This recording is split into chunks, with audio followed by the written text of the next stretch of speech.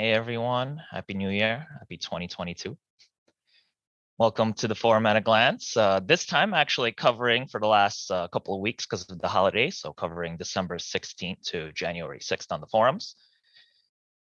And we'll begin with the announcements. So first up, Matthew Rabinowitz published a comprehensive four-part update on the future and roadmap of 6S and the community.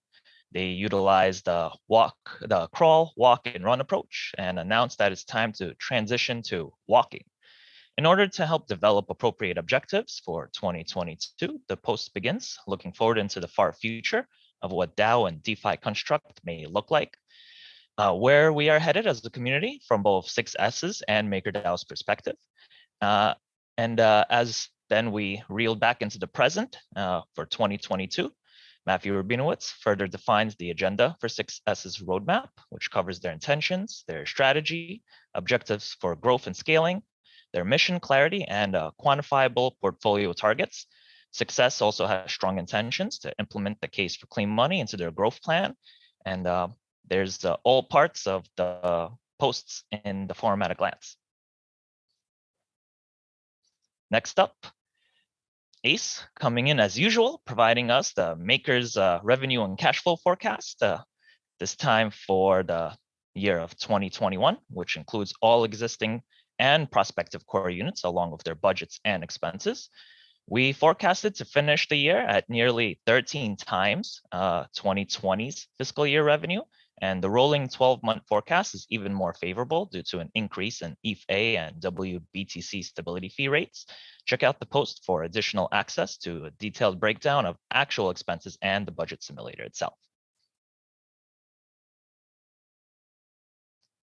And next up, GovAlpha publishes December's delegate compensation for our 9 recognized delegates. The total payout for December is 48,290 Dai, compared to November's payout of 35,834 Dai.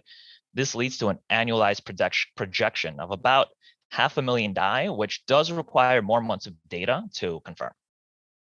And moving on to our discussions, there's only 2 discussions that I put up for this post.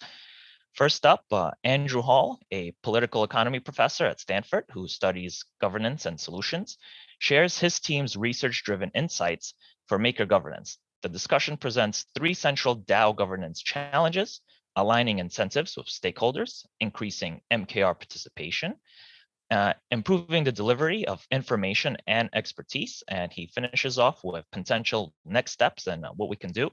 Andrew Hall is seeking community feedback to help improve and initiate this project.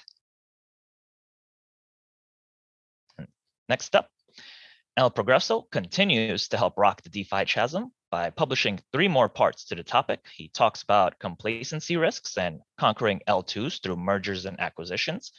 Rocking the DeFi chasm number 3 asks whether DeFi KPI goals are possible and what can we do if DAO airdropped Maker Breaker for further decentralization. It includes the origins of Breaker and its memenomics, tying in how Maker can utilize this psychology through MKR airdrops from the treasury. As the 3rd post ends off with KPI goals for DeFi, his 4th post focuses on Maker's competitive moat, Dai network effects, and whether it has achieved desired growth and virality through Dai as our core product. Moving on to our active signal requests. We have the Maple protocol in consultation with Growth Core Unit and Real World Finance, signaling to onboard a D3M for the creation of a Maple Dai pool.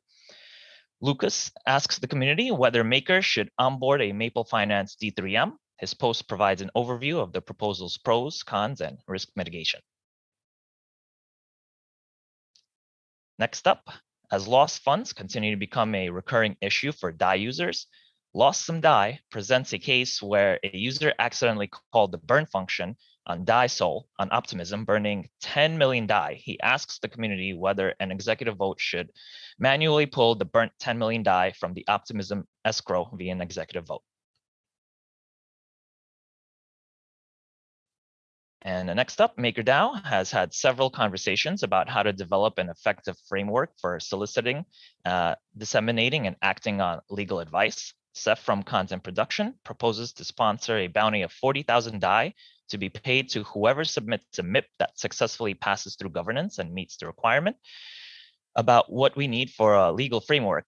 He also presents a set of requirements for claiming the said bounty and asks the community whether MakerDAO should sponsor a $40,000 bounty for a framework to solicit and disseminate and act on legal advice. And that's it.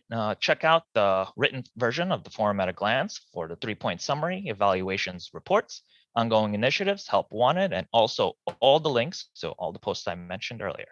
Thank you.